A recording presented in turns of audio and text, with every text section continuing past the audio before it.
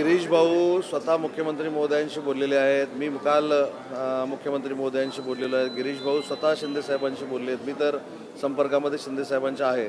परंतु नाशिकची जागा महायुतीची आम्ही जिंकू अशा पद्धतीची रणनीती आम्ही आखू आणि गोकुळजींबरोबर आजही माझी चर्चा सुरू आहे.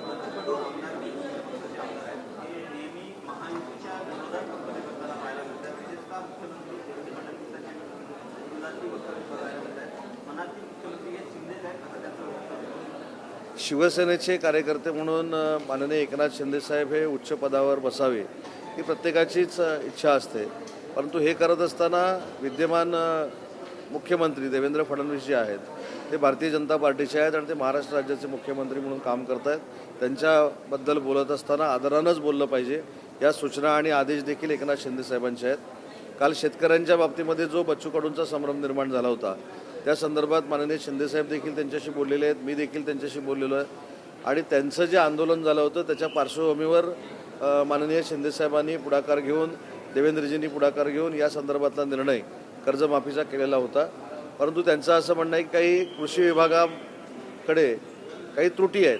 तर मी त्यांना आश्वस्त केलेलं आहे की कृषी मंत्री बच्चू भाऊ आणि आम्ही सगळे एकत्र बसून त्याच्यावर लवकरात लवकर मार्ग काढू अशा पद्धतीची आमची सगळ्यांची भूमिका आहे.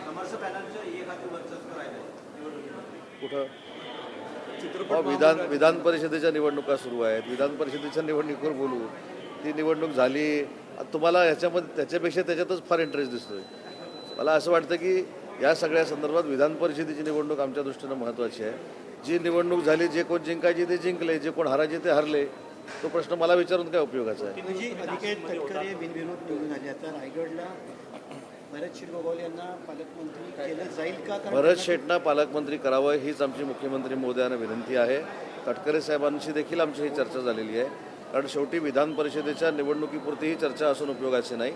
दिलेला शब्द पूर्ण करण्याची जबाबदारी ही आमच्या सगळ्यांची आहे आणि आम्ही तटकरे साहेबांसमवेत एकत्र मुख्यमंत्री महोदयांना बोलू, त्यांच्याशी चर्चा करू, विनंती करू. परंतु रायगडची पालकमंत्रीपदाची जी जागा आहे ती भरत शेटना मिळावी हीच आमची इच्छा आहे.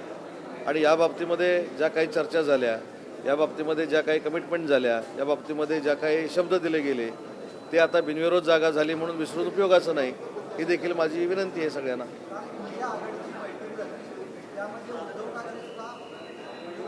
ऑनलाईन होते.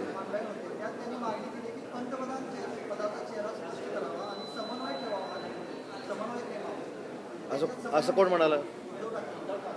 मी आज राहुल गांधींचा अजून एक व्हिडिओ बघितला आणि त्याच्यामध्ये ते शोधत होते की शिवसेनेचं कोण उपस्थित आहे, कोण उपस्थित आहे. बरोबर ना? ते आपल्या दृष्टीनं महत्त्वाचं आहे. तर ते शोधत होते. त्याच्यानंतर त्यांना कोणीतरी सांगितलं की ते शिवसेनेचे UBTचे जे नेते आहेत ते करोनामध्ये जसे ऑनलाईन होते तसं आजही करोना न गेल्यासारखं ते ऑनलाईनच असणार आहेत. हे तुमच्या माध्यमातूनच आम्ही ऐकलं. आणि एखाद्या संघटनेबरोबर चर्चा करत असताना समोरची संघटना त्यांचे संजय राऊत साहेब सांगतात की राहुल गांधींचं नेतृत्व एवढं मोठं आहे की ते जगात भारी आहेत, पण त्यांच्या मिटिंगला ऑनलाईन मिटिंग करायची हे कितपत योग्य आहे हे त्यांच्या सगळ्या बॉडी लँग्वेजवरनं दिसत होतं. आणि ऑनलाईन मांडलेल्या भूमिकेला तिथं काही किंमत मिळेल असं मला वाटत नाही. धन्यवाद.